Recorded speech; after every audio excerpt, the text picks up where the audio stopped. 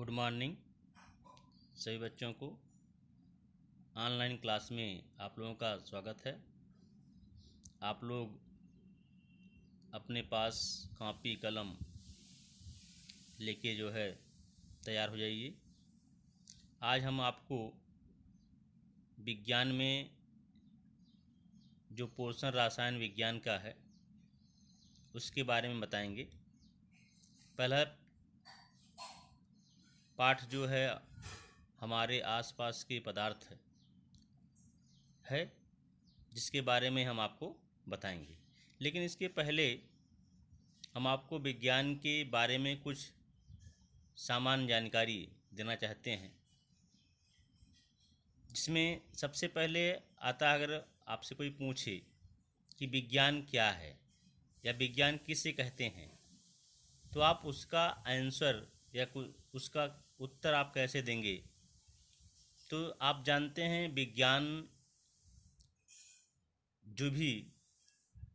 जिस भी पदार्थ का अध्ययन करता है उसके सभी गुणों के बारे में वो बताता है। तो उसका जो अगर उसको हमें परिभाषित करना होगा तो हम आप कह सकते हैं सुव्यवस्थित, सुसंगठित, क्रमबद्ध ज्ञान को विज्ञान कहते हैं। मतलब जिस भी वस्तु का हम अध्ययन करते हैं बहुत ही सुव्यवस्थित रूप से, उसके सुसंगठित रूप से और क्रमबद्ध। जैसे हम मान लीजिए किसी हम पेड़ का अध्ययन कर रहे हैं तो ऐसा नहीं, पहले हम फल के बारे में बताएंगे, पहले उसके बीज के बारे में, पहले उसकी जड़, फिर तना, फिर पत्ती, फिर पुष्प, इस तरह से उसका हम अध्ययन करते हैं। तो कहलाता क्या है, वो विज्ञान कहलाता है। अब देखो बेटे, विज्ञान की कई शाखाएं हैं। जो विज्ञान पढ़ना आपको उसकी कई शाखाएं हैं। आप अपनी किताब में देखेंगे अलग अलग टॉपिक हैं, अलग अलग जो है विज्ञान के रूप में दिए गए हैं। तो विज्ञान को मुख्य रूप से 3 भागों में बांटा गया। जो आपकी क्लास में है वो जीव विज्ञान है, भौतिक विज्ञान है और रसायन विज्ञान है। ये तीनों विज्ञान है। जीव विज्ञान में आगे चलेंगे तो आगे 2 पार्ट हो जाएंगे, जिसमें जंतु विज्ञान और वनस्पति विज्ञान आएगा। जंतु विज्ञान में जिसमें जंतुओं का अध्ययन होगा, वनस्पति विज्ञान इसमें वनस्पतियों का अध्ययन होगा। ठीक उसी प्रकार से भौतिक विज्ञान भी आगे चलकर विस्तृत हो जाएगा। ठीक, और जो आपको पढ़ना है वो रसायन विज्ञान। रसायन विज्ञान के भी मुख्य रूप से 4 पार्ट हैं। 4 भागों में रसायन विज्ञान को भी बांट दिया गया है। पहला है अकार्बनिक रसायन, जिसको आप इंग्लिश में इनऑर्गेनिक केमिस्ट्री कहते हैं। दूसरा है कार्बनिक रसायन, जिसको आप ऑर्गेनिक केमिस्ट्री कहते हैं। तीसरा है भौतिक रसायन, जिसको आप फिजिकल केमिस्ट्री कहते हैं। और चौथा है विश्लेषिक रसायन, जिसको आप एनालिटिकल केमिस्ट्री कहते हैं।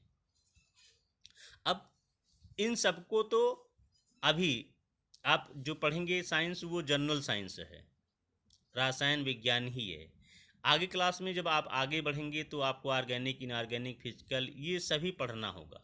सबसे पहले रसायन विज्ञान है क्या, बात आती है। विज्ञान हो गया, विज्ञान के अंतर्गत आप रसायन विज्ञान पढ़ रहे हैं, तो कैसे आप उसको डिफाइन करेंगे।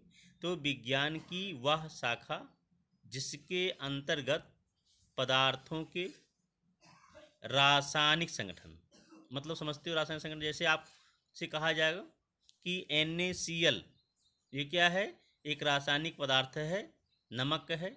अगर कोई पूछे इसका रासायनिक संगठन क्या है, कहने का मतलब कि NaCl कौन कौन से तत्व से मिलकर बना है, तो आप बताएंगे सोडियम और क्लोरीन से। आप ये बताएंगे ना, सोडियम और क्लोराइड से। तो वो उसका हो गया रासायनिक संगठन। भौतिक एवं रासायनिक गुणधर्म, अब उसको देखने में कैसा लगता है, उसका रासायनिक गुण क्या है, संरचना, आकृति आदि का अध्ययन करते हैं, रसायन विज्ञान कहलाता है। ठीक, समझ में आया ना। फिर अब देखिए, रसायन विज्ञान के जनक लेबोसियर हैं, एंटोनी लेबोसियर हैं, जिन्होंने रसायन विज्ञान की खोज किया था, बताया था कि रसायन विज्ञान क्या है। अब देखो, इसके अंतर्गत आपको बताया गया कि अकार्बनिक रसायन है, कार्बनिक रसायन है, भौतिक रसायन है, विश्लेषिक रसायन है।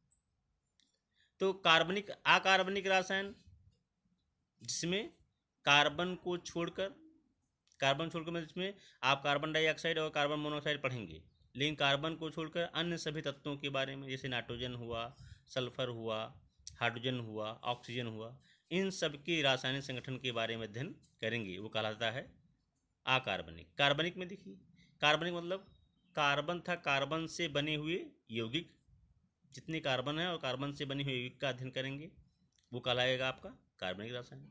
भौतिक रसायन मतलब जो आप रसायन विज्ञान में जितनी भी रासायनिक अपक्रियाएँ होती हैं उसमें ताप दाब जो भी होता है उसके बारे में अध्ययन करेंगे, वो कहलाएगा आपका भौतिकी रसायन। विश्लेषी रसायन का मतलब होता है जिसमें पदार्थ की मात्रा का विश्लेषण किया जाता है, वो कहलाएगा आपका विश्लेषी रसायन। तो ये तो हो गया इसके भाग।